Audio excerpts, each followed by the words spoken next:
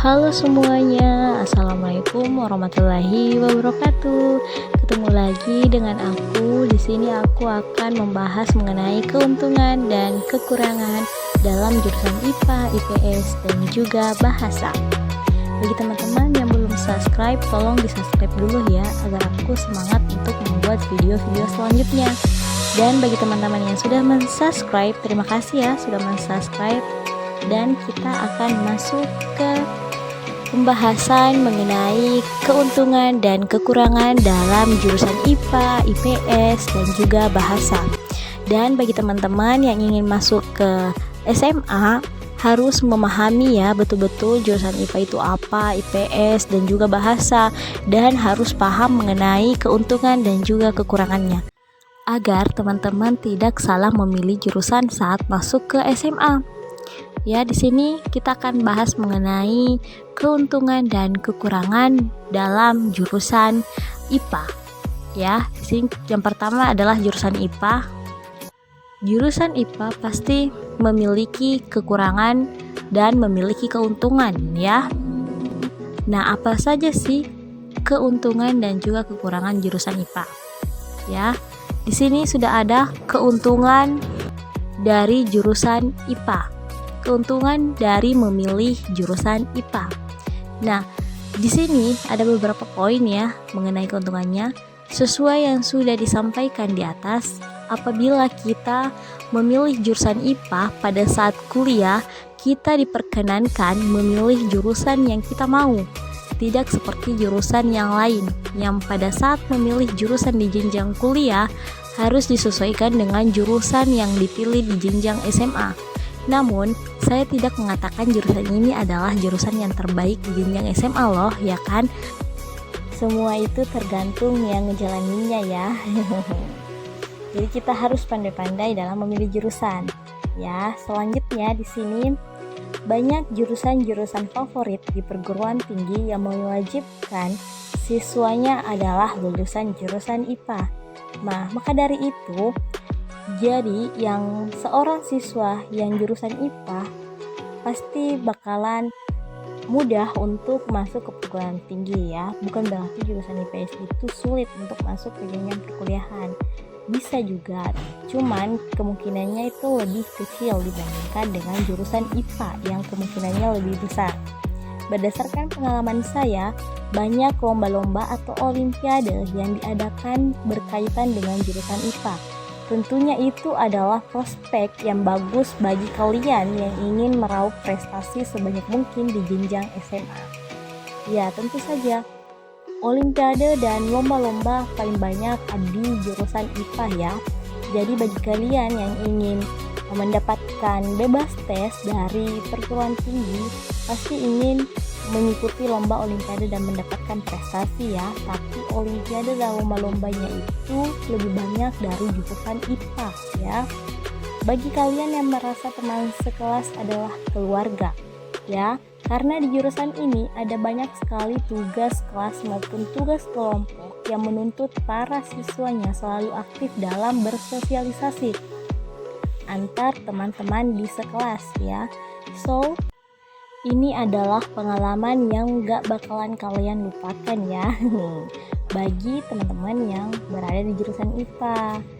Dan bagi teman-teman yang ada di jurusan IPA, tolong komen di bawah ya, yang jurusan IPA ataupun alumni dari jurusan IPA, tulis di kolom komentar, kita sama dong artinya. Jadi di jurusan IPA itu mewajibkan para siswanya untuk selalu aktif ya dalam setiap tugas kelompok. Jadi selalu ada sosialisasi antar siswa di jurusan IPA ini. Ya, selanjutnya kita akan membahas mengenai kekurangan dan kerugian memilih jurusan IPA. Nah, apa saja sih kekurangan dan kerugian memilih jurusan IPA? Dengan melihat uraian kelebihan dari jurusan IPA sebelumnya ya, janganlah kalian bergembira terlebih dahulu, karena untuk menempuh jurusan IPA tidaklah mudah ya. Saya sendiri sempat dilanda stres ketika menempuh jurusan IPA. Jadi curhat ya sedikit, karena di jurusan IPA Anda dituntut lebih aktif dalam segala mata pelajaran yang diajarkan. Karena kita sudah tahu ya, mata pelajaran di jurusan IPA itu bagaimana, pasti perhitungannya lebih banyak kan, jadi kita tuh jadi stres gitu kalau di jurusan IPA. Tapi ada juga kelebihannya yang saya sebutkan sebelumnya ya. Jadi adalah keuntungan dan kekurangan dalam setiap jurusan itu sendiri ya teman-teman. Jadi saran aku yang ingin masuk jurusan IPA atau sedang berada di jurusan IPA harus tetap semangat untuk belajar ya, karena jurusan IPA itu baik ya untuk di masa perkuliahan nanti, karena kemungkinan besar kita akan diterima jika di jurusan IPA. Selanjutnya, anak IPA itu terkesan lebih sibuk dari anak-anak jurusan lain. Berdasarkan pengalaman di sekolah saya, kebanyakan anak IPA lebih sibuk, seperti banyak tugas kelompok yang harus diselesaikan, tugas individu yang selalu menumpuk, dan kadang-kadang di setiap harinya ada ulangan harian loh ya. Bukan bermaksud untuk menakut-nakuti, tetapi apabila kalian memang berniat memilih jurusan IPA, kalian harus siap untuk menanggung dan melewati segala sesuatunya. Tapi kembali lagi semua itu tergantung yang menjalaninya ya. Jadi jurusan IPA itu adalah jurusan yang bisa kita ketahui bahwa pelajarannya itu sulit ya, tugas menumpuk di mana-mana, tugas individu, tugas kelompok, ulangan harian hampir tiap hari. Jadi kita harus tetap menanggung resikonya, harus tetap semangat melewatinya. Selanjutnya, anak IPA cenderung tidak terkenal dan susah bergaul. Entah itu benar atau tidak, saya hanya berdasarkan pengalaman saya waktu jadi anak IPA. Jadi anak IPA itu memang kalau menurut saya ya susah bergaul, tapi nggak semua sih. Ada juga yang lebih mudah bergaul, tapi ada yang susah bergaul. Karena kenapa susah bergaul di sini diakibatkan karena pelajaran yang menumpuk. Jadi kita hanya berfokus pada pelajarannya. Bagi anak IPA, tolong komen di bawah ya, bagaimana pengalaman kalian mengenai Anda saat berada di jurusan IPA. Selanjutnya di sini kita akan bahas mengenai keuntungan dan kerugian dalam jurusan IPS. Nah, kita di sini juga akan membahasnya ya, mengenai keuntungannya di jurusan IPS itu apa saja sih. Nah, pasti ada keuntungannya juga ya. Nah, jadi teman-teman yang menonton jangan di skip ya, agar kalian mengetahui keuntungan dari jurusan IPS ya. Baik, di sini sudah ada kelebihan memilih jurusan IPS. Ada beberapa poin mengenai kelebihan memilih jurusan IPS. Nah, apa saja? Di jurusan ini lebih banyak teori daripada praktik dan menghitung. Saya mengatakan lebih banyak ya, bukan berarti tidak ada loh ya. Karena jurusan IPS itu memang aktif dalam sebuah teori-teori sejarah ya, dibandingkan dengan perhitungan. Ya, tapi ada juga perhitungannya, cuman lebih sedikit dibandingkan yang anak IPA yang dominan mata pelajarannya itu mengenai perhitungan. Ya, cocok bagi kalian yang ingin menjadi sejarawan atau politisi atau jadi pegawai bank. Jadi bagi teman-teman sekalian yang ingin menjadi politisi ataupun ingin jadi pegawai bank, kalian cocok untuk masuk di jurusan IPS ya, lebih cocok. Cuman jika kalian terlanjur berada di jurusan IPA atau tetap di jurusan IPA, tidak apa-apa, karena seperti yang saya katakan tadi, jurusan IPA itu peluangnya untuk masuk ke jenjang perkuliahan itu atau ke dunia kerja pasti lebih besar ya. Selanjutnya, jujur menurut pengalaman saya ya, sistem pembelajaran jurusan IPS itu tidak seketat di jurusan IPA, bahkan tergolong santai. Jadi bagi kalian ya yang ingin belajarnya agak-agak nggak terlalu ketat, nggak serius banget gitu ya, kalian cocok untuk masuk jurusan IPS. Karena di jurusan IPS itu memang tergolong agak santai ya menurut saya.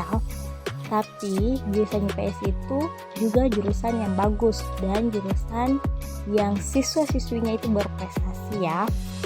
Selanjutnya, kelas IPS itu terkenal akan kekompakannya sob. Ini berdasarkan pengalaman saya aja sih. ya, karena di sekolah saya dulu setiap ada lomba, setiap ada kegiatan sekolah pasti anak IPS itu kompak ya, lebih kompak dibandingkan anak jurusan lain ya, menurut saya ini.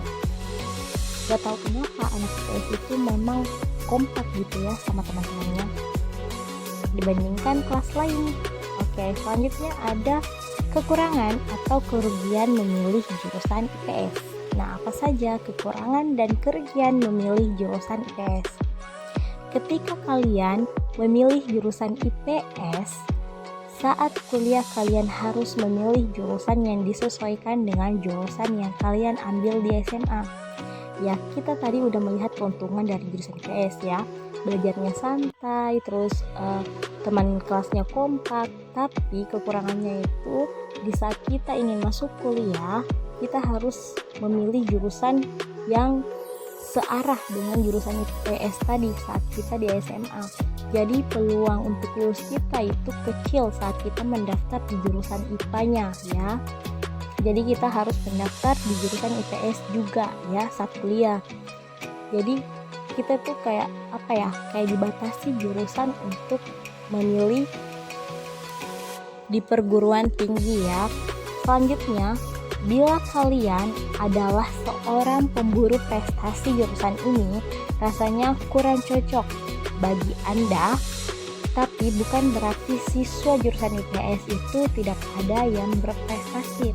Itu salah besar ya, karena siswa IPS itu juga banyak loh yang berprestasi di ajang-ajang lomba olimpiade, lomba sekolah, tingkat nasional, tingkat apapun itu, anak IPS juga banyak yang berprestasi ya. Jadi bukan berarti anak IPS itu nggak pintar juga anak IPS. Cuma jika Anda termasuk pemburu prestasi jurusan, kalian gak cocok untuk masuk jurusan IPS karena di setiap lomba itu lebih banyak di jurusan IPA ya, seperti itu. Ini menurut aku aja ya, saran untuk teman-teman yang ingin masuk SMA ya, atau bingung jurusan apa kita ambil di SMA, seperti itu ya. Selanjutnya di sini ada jurusan bahasa. Jadi kita juga akan membahas keuntungan dan kekurangan dari jurusan bahasa. Ya sudah pasti ada keuntungan dan juga kekurangannya.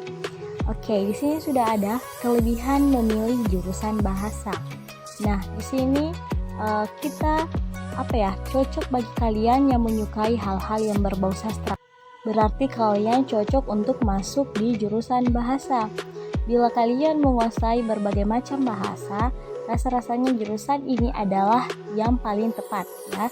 Jika kalian ingin menguasai bahasa asing, kalian cocok untuk masuk jurusan bahasa karena di jurusan itu kita diajarkan untuk memahami, untuk menguasai berbagai macam bahasa ya. Selanjutnya kekurangan dalam jurusan bahasa. Nah, di jurusan ini juga memiliki kekurangan ya teman-teman. Jurusan ini adalah salah satu dari ketiga jurusan di SMA yang paling seperti minat ya. Bukan berarti jurusan ini tuh jelek ya. Jurusan bahasa juga jurusan yang bagus.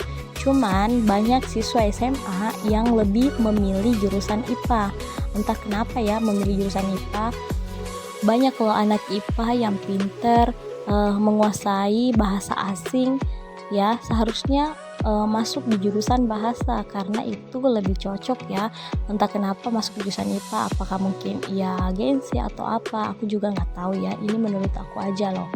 Anak kelas bahasa cenderung tidak terkenal karena peminatnya sedikit. Nggak semua anak bahasa itu nggak terkenal. Yang aku tahu anak bahasa itu adalah anak sekolah yang terkenal ya, karena justru sedikit dia itu lebih terkenal ya. Jika berprestasi pasti dia selalu disebut-sebut namanya di sekolah, jadi dia itu terkenal pasti. Jadi anak bahasa itu nggak semua ya nggak terkenal, pasti ada juga yang terkenal gitu ya kan. Jadi ini sesuai aja sama yang ngejalanin aja ya. Oke. Bagi yang anak IPA, anak IPS ataupun anak bahasa, komen di bawah ya dan ceritain bagaimana keputusan tersebut ya. Baik, thank you yang sudah menonton, dan jangan lupa subscribe channel ini agar aku semangat untuk membuat video-video selanjutnya. Dan bagi teman-teman yang sudah subscribe, terima kasih ya. Dan jika ada pertanyaan, tanggapan, kritik, ataupun saran, kalian tulis aja di kolom komentar ya. Insya Allah aku balas sesuai dengan pemahaman aku. Thanks for watching. See you next video. Wassalamualaikum warahmatullahi wabarakatuh.